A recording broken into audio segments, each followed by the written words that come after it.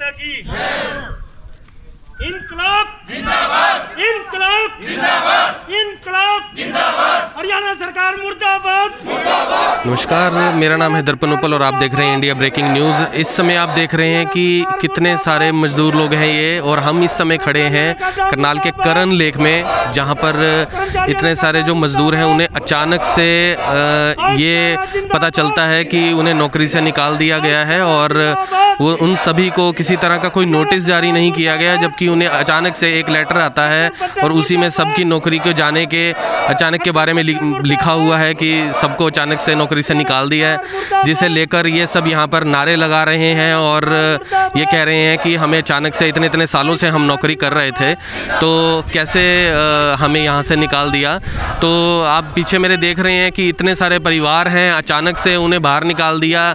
इस समय वैसे ही कोरोना की महामारी के चलते कितनी परेशानी है हर परिवार को, घर में पैसे नहीं है, कहीं घरों में बहुत सारे लोग परेशान हैं, आमजन परेशान है, मध्यम वर्ग भी परेशान है, और आप देख रहे हैं यहाँ मध्यम वर्ग से भी नीचे के भी लोग हैं, कुछ मध्यम वर्ग से भी हैं, और आप देख सकते हैं कि किस तरह से वो नारे लगा रहे हैं। तो आगे चलते हैं और बात करके पता करते हैं कि क्या मामला है पूरा, एक बार जानते हैं।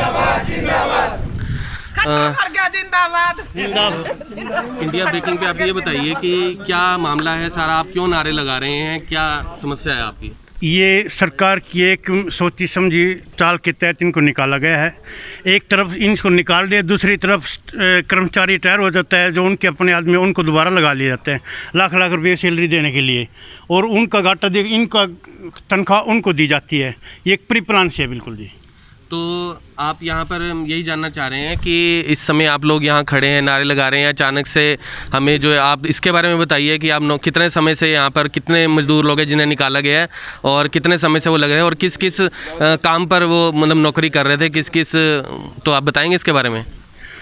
ये 52-53 आदमी हैं और 8-10 साल से 15 साल से काम कर रहे थे, और एक गरीब आदमी बिल्कुल फुटपाथ पे आ गए, ना इनको दिहाड़ी मिलती ना सरकार तनख्वाह देती, और अब ये बिल्कुल ही फुटपाथ पे हैं, और आधी आधी उम्र इनकी निकल गई, अब कहाँ दिहाड़ी करेंगे, गरीब आदमी है। सरकार को चाहिए, एक तरफ कहती है सरकार हम नौकरी नहीं जाएगी, किसी की तनख्वाह नहीं काटेंगे, दूसरी तरफ इनको ज़बरदस्ती निकाल रहे हैं। तो ये कुछ आप भ्रष्टाचार के मामले के बारे में कुछ कहना चाह रहे थे, तो ज़रा बताएंगे उसके बारे में। ये जी 8-10 आदमियों का गैंग था मुख्यालय के अंदर, जो भ्रष्टाचारी करता था, जिसके तार फील्ड में जुड़े थे और सेक्रेटरीट में जुड़े थे। एक आदमी को काम दिया गया जनरेटर लगाने का, उसने 8-10 लाख का 7 लाख का पुराना जनरेटर खरीद के पेंट करके 7 लाख रुपये वो डकार गया। एक आदमी को काम दिया गया कंप्यूटर नेटवर्क का, उसमें 6 लाख का घोटाला उसने कर लिया। एक आदमी को काम दिया गया LCD प्रोजेक्टर लगाने का, 5 लाख का उसने घोटाला कर लिया।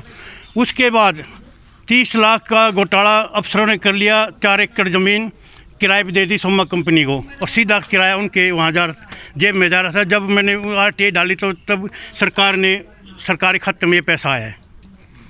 तो और ये दस्तावेज भी आपके पास इसके कुछ दिखाएंगे क्या आप कैमरे के आगे?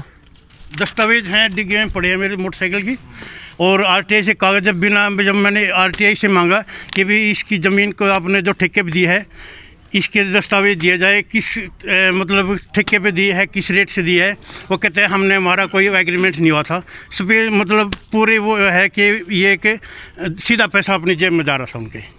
तो आपका अब जैसे सभी लोग खड़े हैं, तो अब मुद्दा क्या है, आप क्या चाह रहे हैं इस समय, इतने सारे लोग हैं, घर परिवार हैं सब? मुद्दा हमारा ये है 65% जो 7वें वेतन आयोग का कर्मचारियों का बकाया है वो दिया जाए, LTC दी जाए, और रिटायरियों को ड्यूज दिया जाए, और इन कर्मचारियों को सबसे पहले इन कर्मचारियों को दोबारा ड्यूटी पर लिया जाए, ताकि इनकी रोजी रोटी में ला लेना पड़े। तो कितने लोग हैं ये, और किस किस काम कर रहे थे इस पर, मतलब किस किस डिपार्टमेंट में ये लोग काम कर रहे थे, बताएंगे? ये कुछ किचन में काम कर रहे थे, वेटर में ज़्यादा कर रहे थे, माली थे, कोई स्वीपर का काम कर रहा था, ये इस टाइप के काम कर रहे थे, कोई तंदूर पे काम कर रहा था, सारा होटल को ये संभाल रहे थे।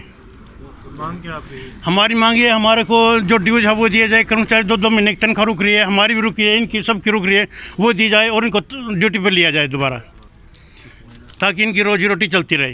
तो ज़रा जानते हैं, आप बताएंगे कि इसके बारे में, आपको अचानक से जवाब दे दिया और इस तरीके से आप यहाँ खड़े हैं, तो आपका परिवार है और कोरोना संकट भी है, तो क्या कहना चाहेंगे?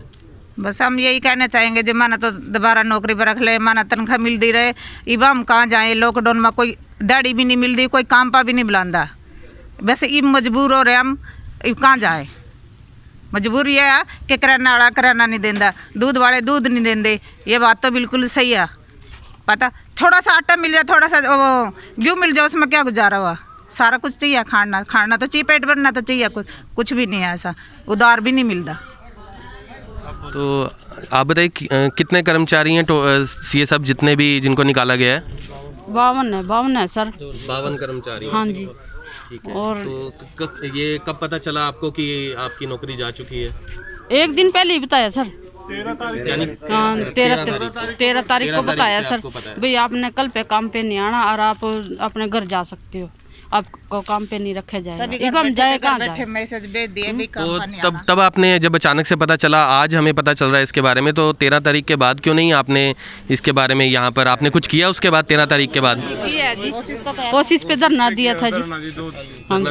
हाँ जी, धरना दिया था जी, फिर भी कोई सुनाई नहीं हुई। अब तक तो कोई सुनाई नहीं। तो अभी तक कोई समाधान नहीं हुआ आपका? ठीक है। तो जिस तरह से आप देख रहे हैं कितने सारे 52 कर्मचारी हैं, कोई सफाई कर्मचारी था, कोई किचन में काम कर रहा था। तो आप पीछे देख सकते हैं इतने परिवार हैं।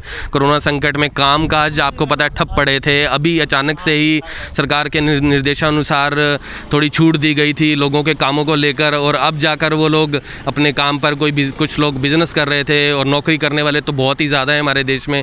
तो अब इस समय ऐसे किसी की नौकरी चली जाती है और घर परिवार चलाना इतना मुश्किल हो रहा है, तो कैसे इन लोगों का क्या होगा, ये खट्टर सरकार को सोचना चाहिए। और इतनी बड़ी परेशानी में आप देख रहे हैं कि बहुत सारे गरीब लोग हैं, मजदूर लोग हैं, पलायन करके कहाँ वो लोग गए थे अपने घर बार की तरफ। ऐसी समस्या इस देश में चल रही है, और अचानक से किसी को पता चले उसकी नौकरी जा चुकी है कोरोना संकट में, तो मुझे लग रहा है सरकार जितना भी कोशिश कर रही है इसे सुलझाने की 20 लाख करोड़ के बजट को लेकर, और अचानक से इस तरह की चीज़ें सामने आती हैं, तो ये बहुत ही बड़ा मुद्दा है। तो अब देखते हैं कि आगे सरकार क्या करती है, और इनकी बात सरकार तक पहुंचाने में क्या ये लोग सक्षम हो पाते हैं। हम ये सभी लॉकडाउन चल रहा है देश के अंदर, और लॉकडाउन के बीच में हमें एकदम सरकार का आदेश आ जाता है कि आप लोगों को कल से आने की ज़रूरत नहीं है। 14 तारीख को आदेश मिल जाता है कि आपको यहाँ पर ड्यूटी पे नहीं आना, और सबको यहाँ से निकाल दिया गया है। इससे कारणों से निकाला गया? बस ये तो सरकार जानती है कि कहती है कि हमारे पास बजट नहीं है, हमारे पास इनकम का सोर्स नहीं है, और कुछ हम कैसे क्या करें।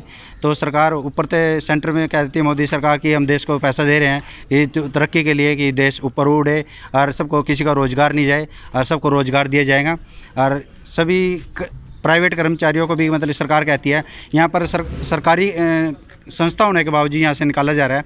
इसमें सरकार को सोचना चाहिए कि एक गरीब परिवार जो 52 परिवार हैं जो अपने बच्चों का पालन पोषण करते हैं, वे इन पालन पोषण कैसे करेंगे। जो सबकी इनकम का सोर्स यहीं पर था, कोई अपने दिहाड़ी मजदूरी यहीं पर कर रहे थे, और कोई भी अपने जिम्मेदार अपने खेत में काम करने के लिए राज़ी नहीं है कि एक लॉकडाउन चल रहा है, इसके बीच में कोई भी दिहाड़ी रखने के लिए तैयार नहीं है। तो इस ना तो कोई और सोर्स बाहर से मिल रहा है, और ना हमारा जो सोर्स यहाँ पर था वो भी है सरकार ने हमारे से छीन लिया है। तो एक खाने के लाले पड़ गए हमारे परिवार को। जो पैसा है, कोई भी दुकानदार सामान देने के लिए, राशन देने के लिए तैयार नहीं है, तो क्या करें हम। ठेकेदारी प्रथा पर एक ये ठेकेदारी प्रथा सरकार ने चला रखी है। हम तो कहेंगे सरकार की ये ठेकेदारी प्रथा भ्रष्टाचार फैला रखा है। ठेकेदार बीच में से ही ज़्यादा मतलब कि सबकी सैलरी में से काटती है। सरकार को चाहिए कि सभी कर्मचारियों को एक इनकम सोर्स दिया जाए, जिससे कि सही तरह से हमें मिल सके पैसा, और जो देश को मतलब तरक्की में सहायक बन सके हम। तो देख सकते हैं जहां देश में एक कोरोना की महामारी और दूसरी तरफ ये मजदूर कर्मचारी जो करण लेक पर जो अपनी सेवाएं दे रहे थे, अचानक इनको 13 तारीख को एक नोटिस दिया जाता है, इनके हाथों में नोटिस थमा दिया जाता है, और उसके बाद जो इनको कह दिया जाता है कि आज से आप नौकरी पर नहीं रहेंगे। तो देख सकते हैं बड़ी अपडेट जो करनाल की करण लेक की, समय आपको मैं लाइव तस्वीरें IBN 24 के माध्यम से दिखा रही। इस वीडियो को शेयर करना ना भूले। और कर्मचारियों से बात करने का प्रयास करते हैं, युवा साथी हैं, उनसे बात करते हैं। सर क्या कहना चाहेंगे, किस प्रकार से जो आपको जो नौकरी से निकाला, क्या कहना चाहेंगे? क्या नाम है सर? जितेंद्र सिंह जी सर। 13 तारीख को एक मीटिंग बुलाई जाती है, और उसके अंदर बोल दिया जाता है आपके ऊपर से अभी सैंक्शन नहीं है, और आपको नौकरी से निकाल दिया जाता है। कितने समय से जो है आप जो यहाँ पे सेवाएं दे? सर मेरे को 12 साल हो गए यहाँ पे। हाँ। और हमने पूरा ईमानदारी से यहाँ काम किया है। जब ड्यूटी बुलाते थे उसी टाइम हम सारे काम छोड़ के उसी टाइम आते थे।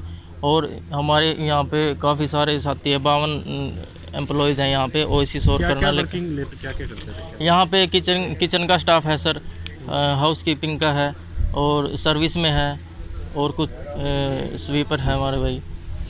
तो क्या क्या मांग क्या रखते हैं सरकार से? जहाँ लॉकडाउन की स्थिति बनी हुई है तो उसको लेकर जो है अब क्या आप सरकार से मांग क्या करते हैं? सर एक तरफ तो मोदी जी कहते हैं 20 लाख करोड़ रुपए का पैकेज दिया गया है, हम बोलते हैं हमारे को उस पैकेज में से कुछ नहीं चाहिए।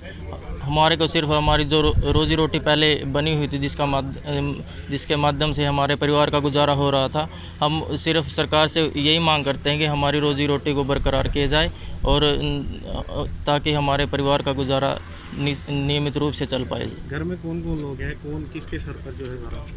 सर घर में जिम्मेवार आदमी तो मैं ही हूँ, घर का मुखिया हूँ सर मैं, और मेरे माध्यम से मेरे बच्चों का और परिवार का गुजारा हो रहा है और अब वही छिन गया, रोजी रोटी के बिल्कुल लाले पड़े हुए हैं सर। IBN 24 भी प्रशासन से अपील करता है इनकी जो नौकरी को जो है निरंतर बनाए रखें। अपील है आपसे IBN 24 के माध्यम से इनके परिवार का जो एक एक कर्मचारी है, एक एक जो परिवार का एक एक मेंबर है, उनकी जो रोजी रोटी है सिर्फ एक व्यक्ति चलाता है। तो इस वीडियो को शेयर करना ना भूलें। नमस्कार, जय हिंद, जय भारत।